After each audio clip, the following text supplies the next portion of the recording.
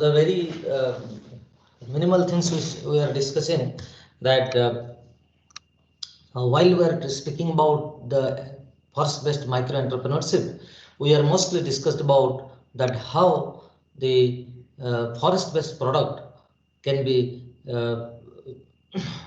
utilized mostly for the better enhancement of livelihood of forest dwelling communities, whether it is tribal or non-tribals.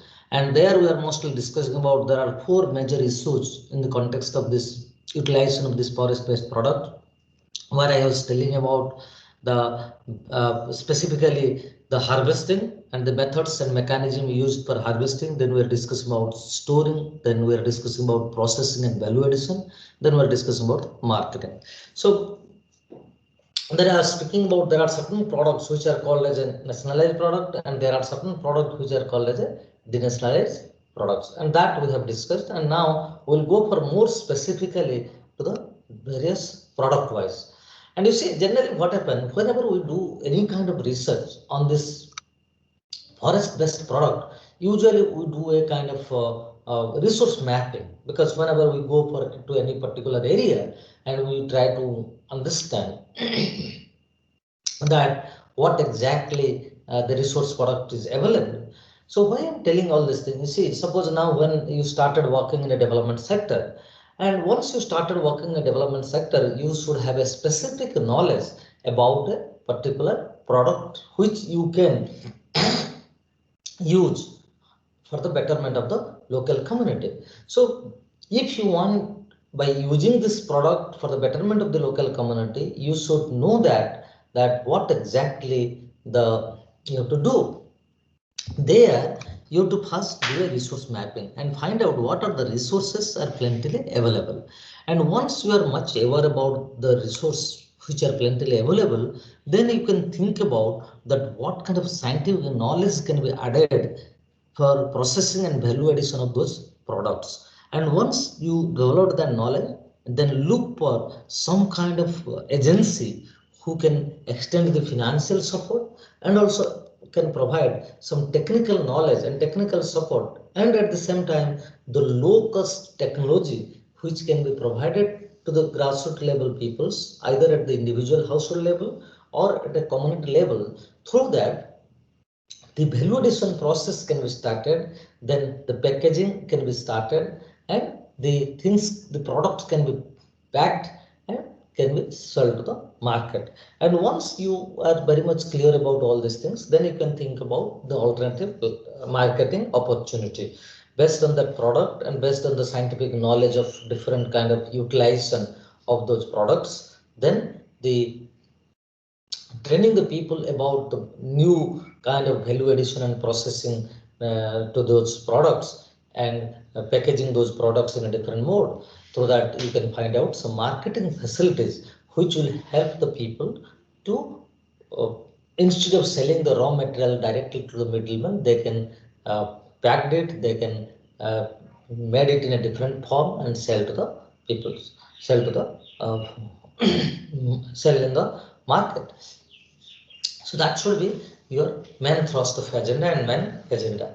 So then what exactly we have to do right now? So we have to now discuss that what exactly the major issues we found in this, specifically in the central India, while we are speaking about the NTFA management. So you see, I'll first discuss about the kendu leaves. If you look into specifically the central Indian condition, whether it is Chhattisgarh, Madhya Pradesh, Odisha, and some part of Andhra Pradesh, Telangana, and all, and Maharashtra also, you'll find that the kendu leaf plays a it is a nationalized product, and it plays a very major role in the life and livelihood of these forest dwelling communities.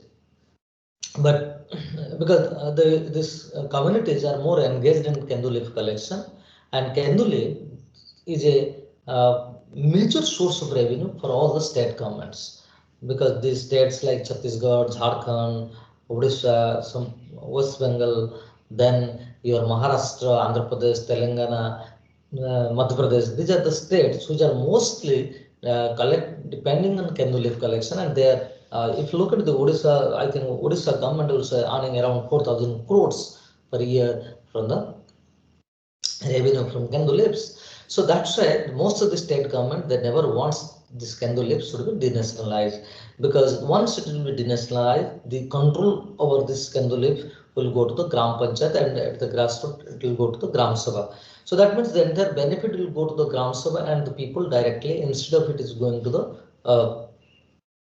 government. But you see, as it is a major source of revenue, so that's why most of the state governments, they never wants to denationalize the Kendu leaves. So they still keep the Kendu leaf collection and its marketing in the control of the respective state governments, because it is a major source of revenue for them. But if you look at this Kendu leaves collection and all marketing and all these issues, there are certain kind of major issues which are keep on from time to time, and the people are used to demand for the better facility and all, but uh, still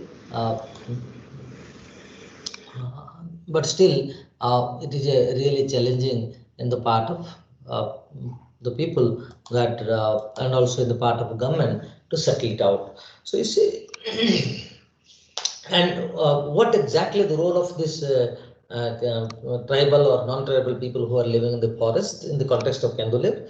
They are simply working as a wage laborer. Their duty is to just collect the Kendulips and hand over at the Gram Panchayat, which will be taken by the state governments. So there are Kendulip traders are there, which are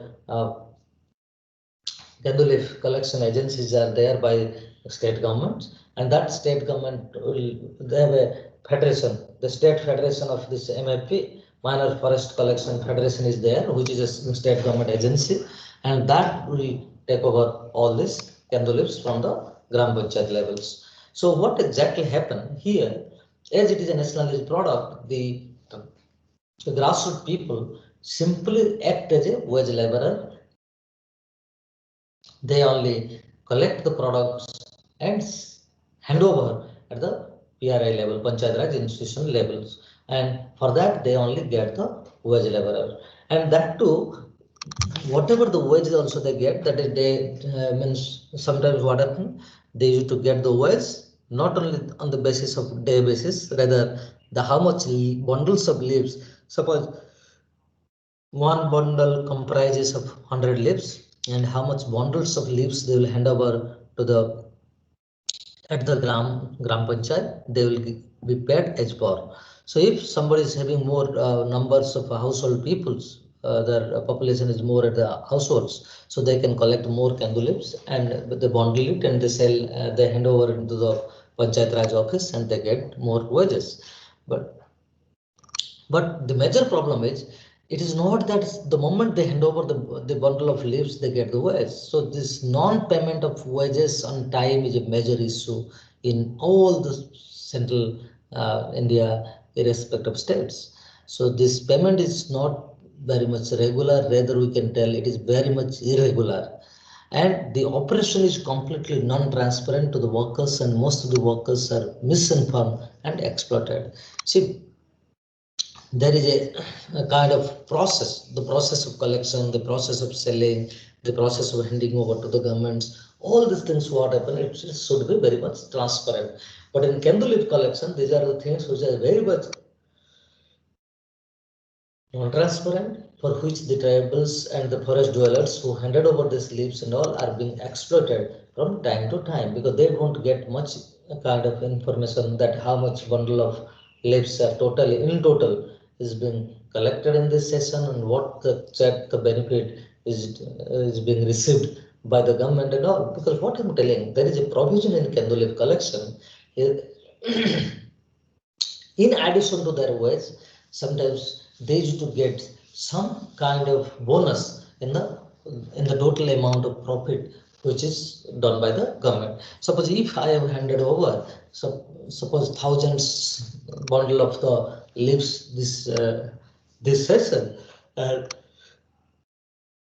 and suppose the government by selling this 1,000 bundles, suppose the government got the profit of 1,000 rupees, then some amount they used to be fixed from some percentage used to be fixed, it should be given to the grassroots collector as a bonus. because they are the people who collect these leaves and hand it over, and they simply receive the wage.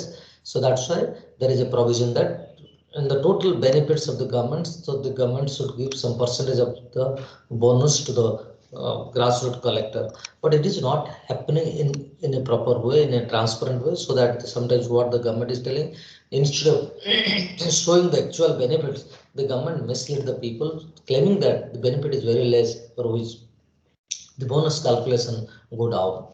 And total bush cutting area not covered every year. See, there is a kind of provision that in Kendu leaf collection.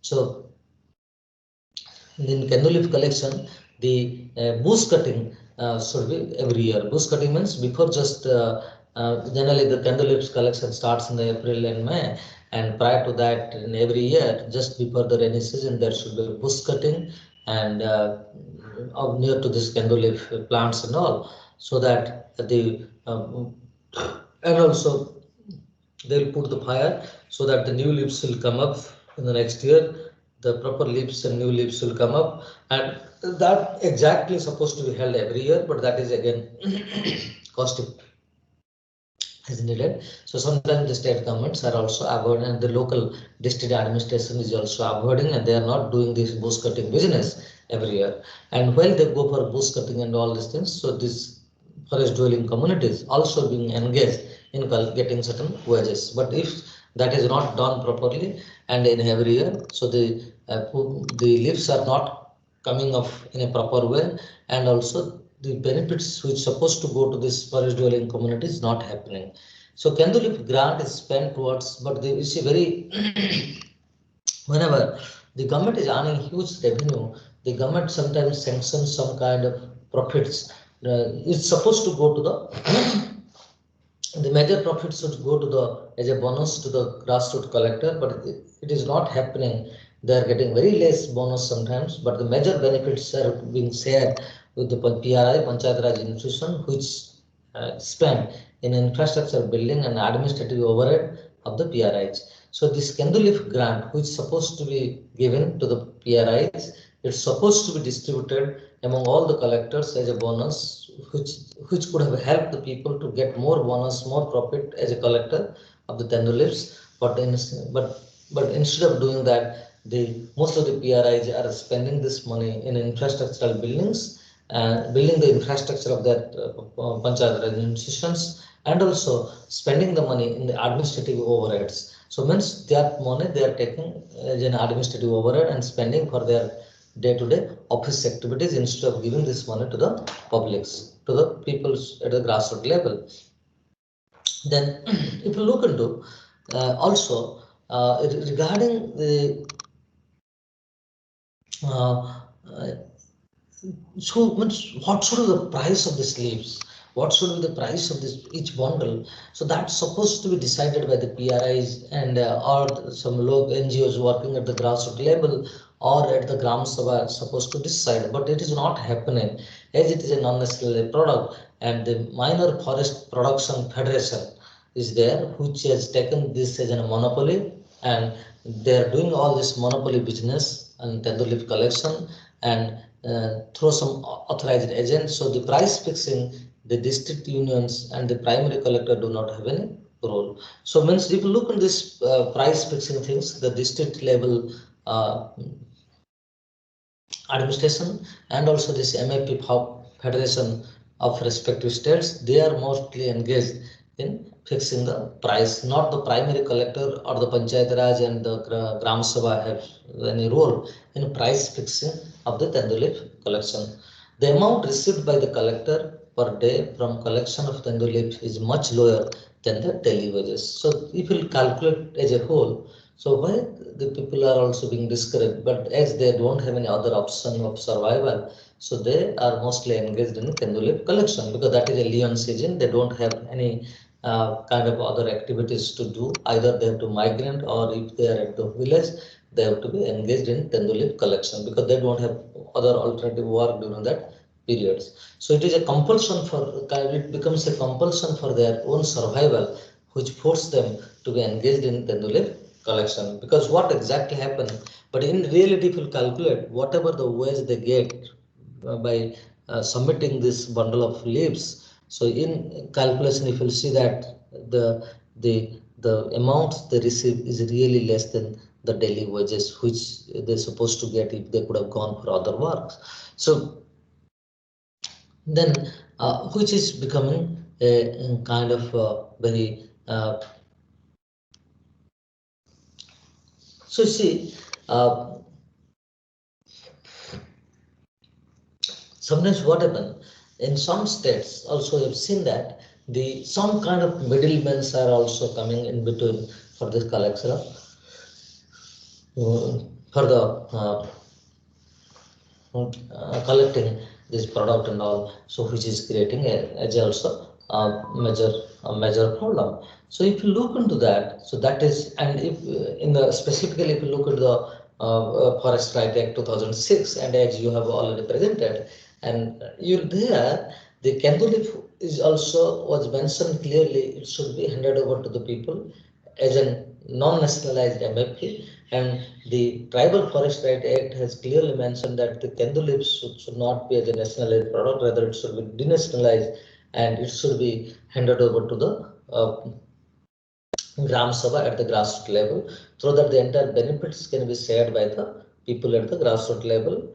And but in reality, what is happening, as most of the state governments thinks it is a major source of revenue for them, nobody is putting much actually real interest in handing over this product to the grassroots level. And in Odisha, if you see, only few panchayats in Kalahandi and Balangir is being given as a on a kind of experimental basis. This is being handed over to the few Gram Sabha, and but in reality, it is not. The spirit of the act is not being completely implemented by handing over this right to the completely to the tribal communities and to the grassroots level Gram Sabha and PRIs. So, but it's still it is in the hands of the state governments. Then another product if you see, which is bamboo, which is also a major source of revenue for the governments. And if you see that, if you look into, there is a wide gap you will find between the demand and availability of the bamboos. Why it is there is a huge gap between the demand and availability? Due to the limited legal access of encouraging illegal harvesting. See, there is a kind of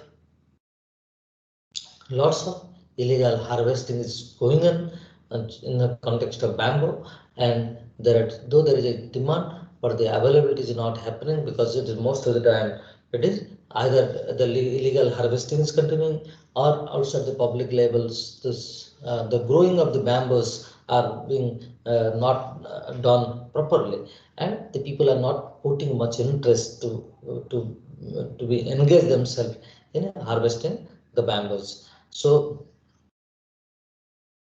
see, there are two kind of bamboos generally we found. One is forest bamboo, another is farm bamboo. Though there is a provision and regulation, no permit is required for the transit of farm bamboos. But often at the field level, the forest officials create transit restriction even for the farm bamboos. You see, what is exactly this transit permit and all? See, the transit permit is whenever I take this bamboo to from Odisha to Chhattisgarh or Chhattisgarh to Madhya Pradesh and all. So what exactly happened while we cross the states? There is a kind of check gate where they look for the actually there is a provision that as it is a nationalized product, if you want to transfer this product from one state to another state, you need a transit permit. So you should have a transit permit which is supposed to be issued by the forest department, and that you can show at the gate that as you have legally taken this bamboo from the sanction of the forest department to sell it somewhere. As a middleman or as a trader, you have to produce the transit permit. But you see, but there when there is a kind of provision for the farm bamboos, it is clearly mentioned in the rule that for the bamboo, specifically the farm bamboos, there is no need of any transit permit. Suppose if I am producing the bamboo on my own field, on my own garden, kitchen garden or own field. So where should I give the transit permit? Why should I go to the forest department to prepare a transit permit if I want to sell it to any traders? So, but in the law itself, it is clearly mentioned that for any kind of farm bamboos, there is no need of any transit permit. But in reality, what exactly happening? When suppose I personally grown the certain kind of bamboos and handed over to some traders, and the traders once taking it out and at the check gate, so they ask for the they never understood that whether it is a farm bamboo or the bamboo is being taken from the forest, rather they ask for a transit permit. So there it becomes very difficult for the local individual farmers who are engaged in producing the farm bamboos. It discourages the individual farmers to go for production of much farm bamboos because there will be very difficult to sell these bamboos. So and another major things also which discourage the peoples to produce, because generally if you see that there are lots of incentives are being given to the paper mills. So the paper mills are getting lots of incentive in the form of royalty, which is linked to enhance the products and all. So means whenever the government is giving any bamboos and all to them, when they are selling the bamboos, they give lots of royalty to them. But when it is in the case of uh, the bamboo is given to these artisans and all, the government is not giving any kind of royalty or any kind of some kind of giving a very concession price to the farmers or the bamboo collectors or the artisans. So it could have better if the government could have given certain kind of concession, some kind of price relaxation, some kind of exemption of some kind of tax to the artisans who are mostly collected the bamboo for the traditional for continuation of the traditional occupation. So that is not happening, which is discouraging this grassroots level artisans and all to collect more and more bamboos and continue their traditional occupation. So because but giving this royalty to the paper mills is always giving an upper hand to the corporate sectors, not to the grassroots level collectors. So that is one thing which is very much discouraging the farmers also. And you see, and sometimes what is happening, you will see that the mostly we are not taking care of the bamboos, whether it is farm bamboos or also the forest bamboos, because the availability of bamboos is keep on decreasing. If you look into throughout the for the last 10 years, because there are some gregarious flowering happens in the context of bamboo, and which is not properly taken care by the respective state governments, and the people's participation in bamboo management is lacking, especially in regeneration and plantation. The people are not taking much interest in the regeneration and plantation of bamboos in the forest and their own lands also. The private plantation of bamboo sometimes faces problem in transportation because of transit rules. So you see, I already told you that specifically what exactly happening. The Due to this transit permit and running after the forest department to get a transit permit, so is also discouraging the individual households to go for private plantation of bamboos. So what happened, though efforts had been made for promoting the bamboo based enterprises, but due to lack of coordinated marketing strategy, most of the efforts are being discouraged. We see what is exactly happening. So sometimes we are highly discouraged because the peoples are facing huge problems. So, because generally, because of uh, uh,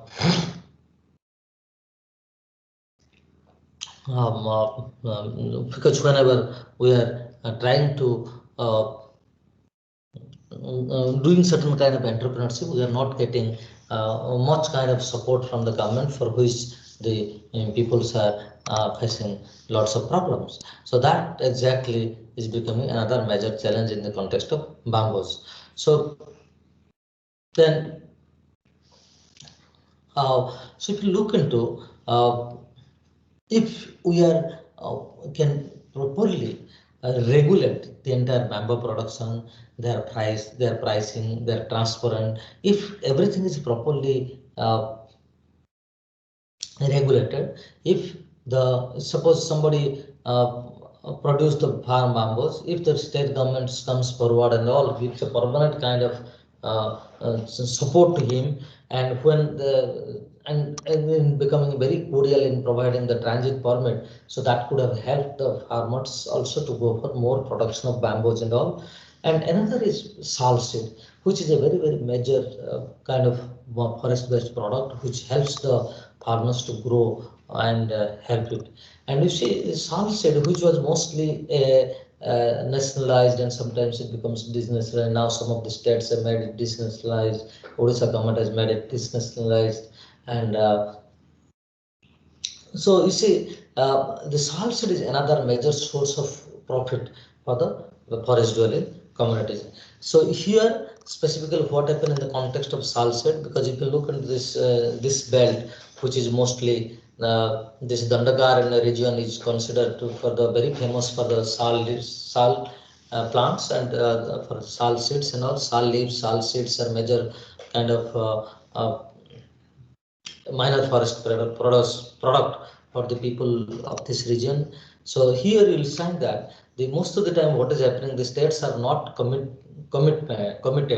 to the sal seed procurement and trade, for which there is low procurement and stagnant prices. You see what exactly happened, the state government is not showing much interest in collection of the sal seeds and in procurement and their trade. So because it never gives much profit to the state government, so that's why the state governments are not putting their much commitment towards this procurement. So and also the grassroots level people are not much aware about the quality control and storage of and for storing facility of the salt seed, because whenever they go for the collection of salt seed, they are not much aware about the kind of the quality of the salt seed and their maturity age and all. So that is also and also there is no much storage facilities for where they can keep the salt seed for a longer period, and they process it, and they sell it to the market, and no knowledge of market price and prospective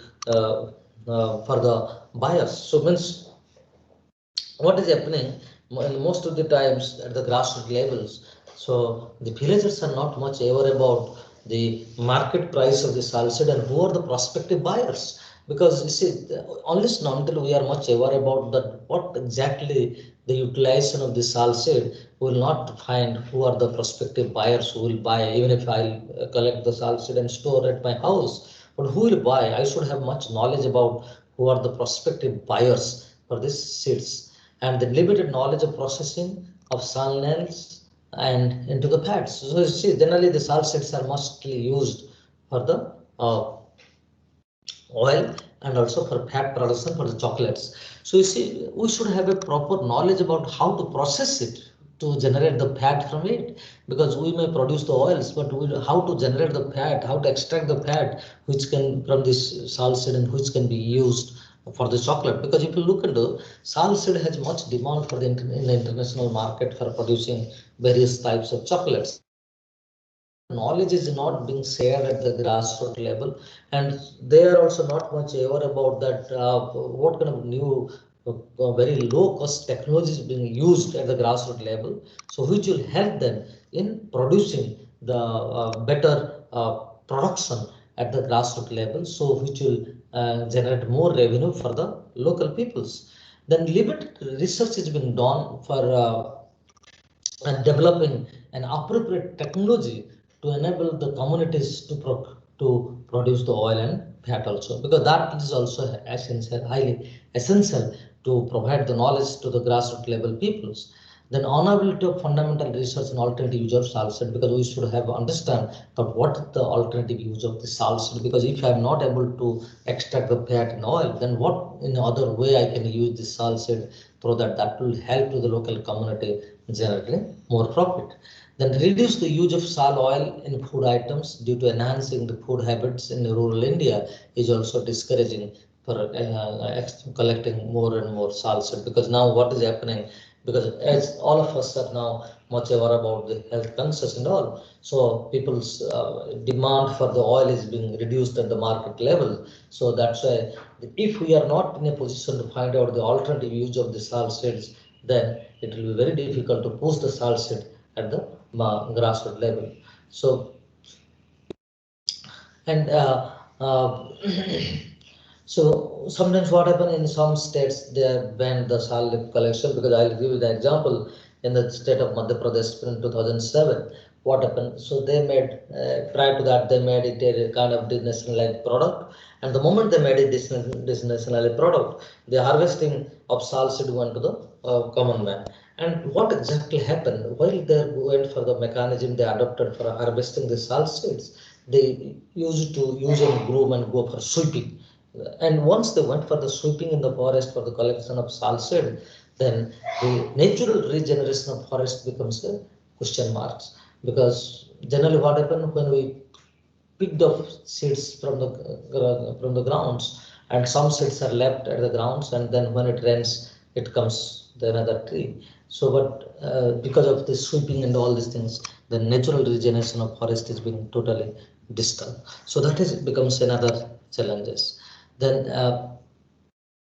then another major product which is very challenging for us is called Mohua. And all of you know that the Mohua is a major source of revenue, major source of source of livelihood for the tribal and forest dwelling communities.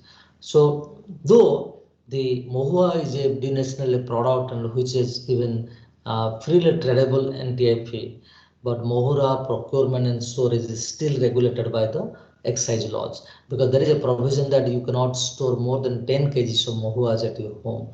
So that is again discouraging the collectors, because it is, suppose if I will collect for 10 kgs and every time I have to look for a traders, and the traders may not come to the frequently to the local area for collection this mohua, because unless and until they have a much knowledge that there is a huge storage, because for collecting 10 kgs mohua, who will come to your no traders will come to your village.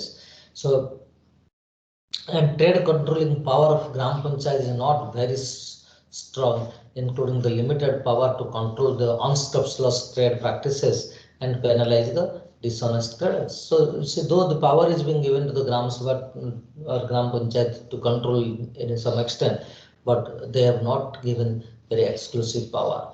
So, and also, if you look into this price, generally the price has been fixed by the Panchayat Samiti level, but the Gram Panchayat is not having any control over the price fixing of these mahuas.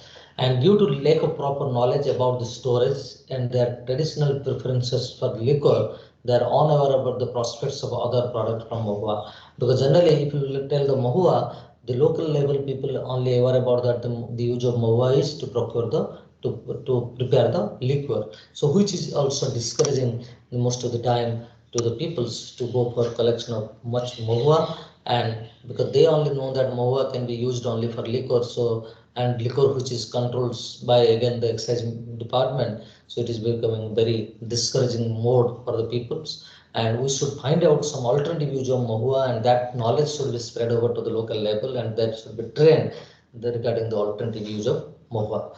Then another major product is tamarind. See, the primary collector and sale of tamarind is immediately after the collection without any processing, which fetches them very lower price. Because generally what happened, so the people at the grassroots levels or the villagers at the grassroots level are not much aware about the use of tamarind. Simply they collect the tamarind and sell it to the middleman immediately after the collection.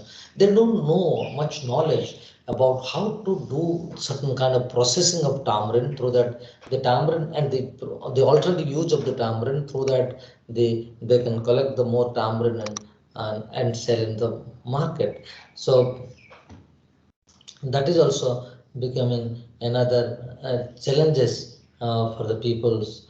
Specifically, if you look at the tamarind, which is very plenty available in Andhra Pradesh and Madhya Pradesh, which is becoming a very challenging for the peoples to go for this kind of collection and processing. So, any doubt and anything?